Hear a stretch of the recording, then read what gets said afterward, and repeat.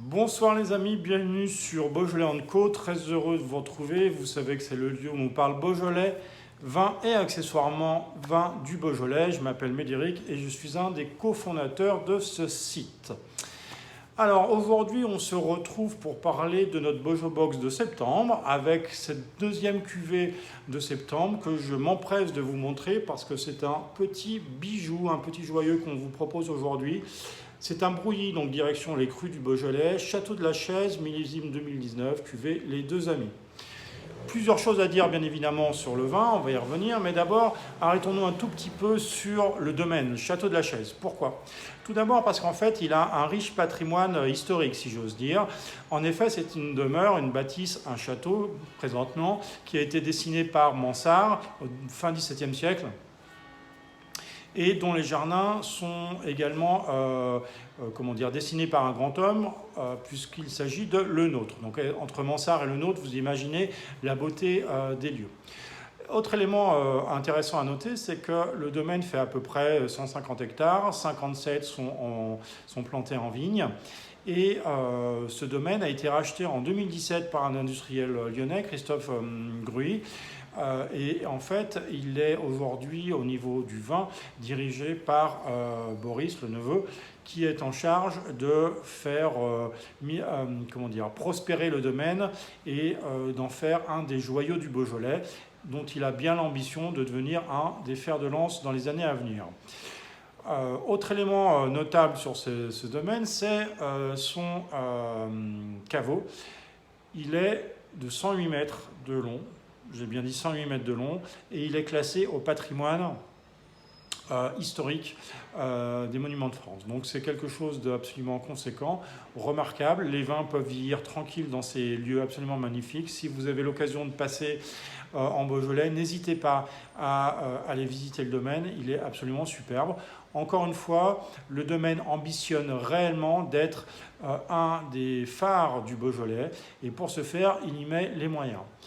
Il y met les moyens financiers, humains, techniques, technologiques, mais c'est sans compter bien évidemment le respect du vignoble, le respect de la nature, les traditions un petit peu ancestrales. C'est un alliage entre histoire, tradition, modernité, technique. Et donc pour ce faire, le propriétaire actuel a construit un nouveau chai, un nouveau domaine, un nouveau caveau enterré en face du caveau historique dont je parlais, pour pouvoir entreposer les vins dans les conditions optimales. Et là encore, tout est enterré, tout est conduit de manière autosuffisante en termes énergétiques. En tout cas, c'est l'ambition qui est affichée à terme, et c'est absolument remarquable. Bien évidemment, l'approche est bio, en tout cas en cours de conversion. Et donc on suivra ça de très près, mais sincèrement on voulait vous faire profiter de ces vins, d'abord parce qu'on a beaucoup aimé les vins, on va y revenir, et deuxièmement parce qu'encore une fois ça fait partie des domaines vraiment prometteurs en Beaujolais et des structures qui serviront de fer de lance du vignoble. Voilà ce que je pouvais vous dire sur le domaine. Regardons maintenant ensemble un petit peu plus cette cuvée. Alors cette cuvée, c'est un assemblage, cette cuvée de brouillis, c'est un assemblage parcellaire de 11 lieux-dits qui sont vinifiés séparément et qui sont donc assemblés pour l'élaboration de cette cuvée. À peu près la moitié est grappée, l'autre est vinifiée en vendange entière. Je vous le rappelle, la vendange entière, c'est un mode de vinification où l'on garde les rafles, la partie un peu liégeuse de la grappe. Et c'est une démarche tout à fait classique en Beaujolais. Les macérations sont d'une dizaine de jours, ce qui est relativement classique également. Et l'élevage se fait en foudre pour partie et en cuve inox pour l'autre partie. Et enfin, pour vous dire que les vignes sont à peu près d'un moyen-âge de 30 ans. Voilà un petit peu pour les considérations techniques. Je vous invite bien évidemment à vous reporter sur notre site à l'article que l'on avait publié sur ce domaine si vous voulez en savoir plus, ou à nous contacter si vous avez besoin de plus d'informations. Passons maintenant à la dégustation hop, allez, goûtons voir si le vin est bon, comme dirait l'autre, mais enfin, peu de doute, puisque, un, c'est un Beaujolais, deux, qu'il est dans la box, voilà. Donc, hop, ce verre de vin, toujours pas trop de vin dans le verre, une température de service 14, 15, 16 degrés.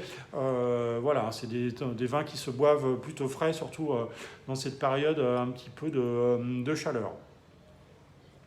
Voilà, on remarque que le vin est d'un joli rubis avec des reflets un petit peu pourpres qui sont témoins de jeunesse pour le coup. Vin très éclatant, belle intensité. Le vin est clean, pas de défauts apparents, c'est absolument superbe. N'hésitez pas aussi, si vous souhaitez, à caraffer votre vin ou ouvrir en tout cas votre bouteille 1 heure, voire 2 heures à l'avance. C'est tout à fait recommandé pour apprécier pleinement cette jolie cuvée.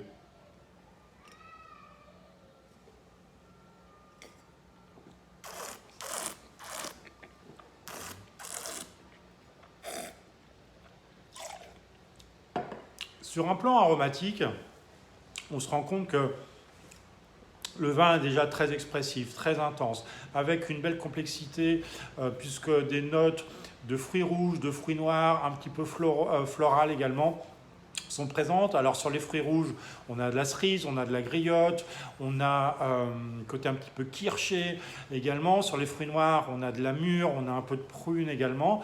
Et le côté un peu floral, ou en tout cas végétal. Végétal, c'est pas de la sous-maturité, hein, végétal un peu là en l'occurrence de feuilles froissées qui peuvent apparaître également. Donc c'est quelque chose qui est à la fois intense, délicat, expressif et assez complexe au regard du nombre d'arômes qui se dégagent. Quelques petites notes épicées et pointes également de ci, de là, ce qui donne encore plus de charme au vin, je trouve.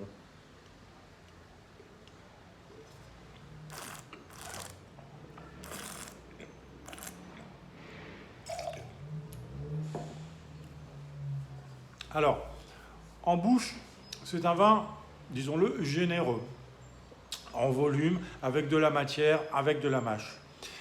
Mais ce qui frappe également, c'est la qualité du fruit, la définition du fruit et la précision de l'élevage. Alors l'élevage, il est assez soft, hein, comme je le disais, puisque c'est de l'élevage en foutre pour partie. Donc là, c'est totalement intégré, mais il apporte la juste structure au vin, il lui donne un petit peu cette carrure, cette rondeur. La définition du fruit est là. Millésime 2019 est un très beau millésime avec quand même pas mal de soleil et donc on a aussi ce côté un peu rond, un peu gourmand. La fraîcheur guide le vin, l'étire également et lui apporte un équilibre global par rapport à cette gourmandise qu'on exprimait juste avant.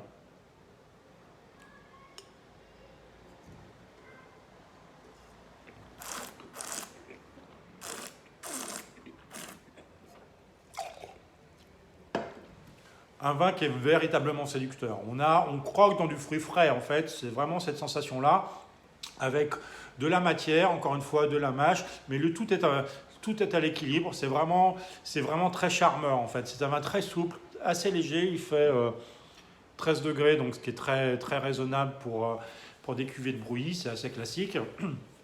Et donc on a vraiment cette gourmandise et la fraîcheur qui est également confirmée en finale avec le côté un petit peu épicé qui se confirme, avec des notes légèrement salines qui sont également là et les notes fruitées, fruits rouges, un peu cerises qu'on avait au début se retrouvent en finale en rétro-olfaction.